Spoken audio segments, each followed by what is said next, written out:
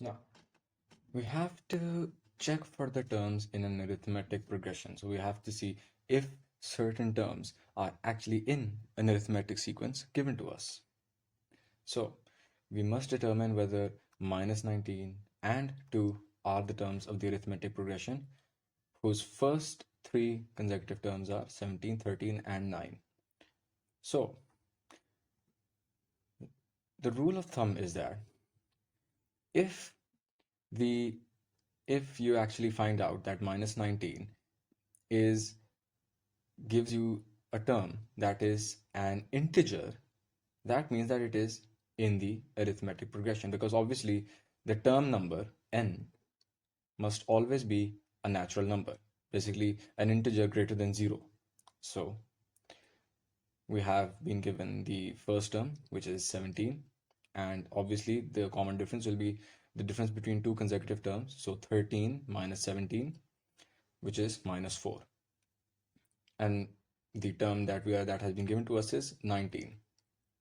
We have to verify the value of n and to see if it is an integer or not. So when we already know this formula that an is equal to a1 plus n minus 1 into d.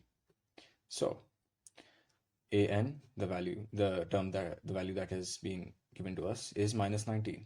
We'll plug that in. A1 is 17, so we'll plug that in. And we have to find the value of n, so n minus 1, and the common difference is minus 4. So after doing all the calculations, you find out that the value of n is 40 divided by 4, which is equal to 10.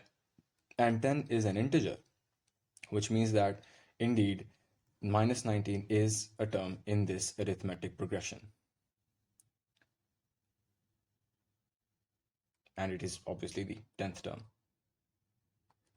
So for the second one, where we have to find 2, so an is equal to 2, d is the same minus 4, and a1 is also the same 17, and we have to find the value of n and check to see if it is an integer or not.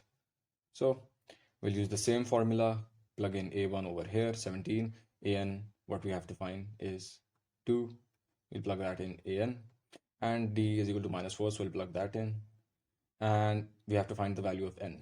So after doing all the calculations, you find out that the value of n is 19 divided by 4, and that is not an integer, which means that 2 is not the term of the given arithmetic progression. It does not exist in the arithmetic progression given to us.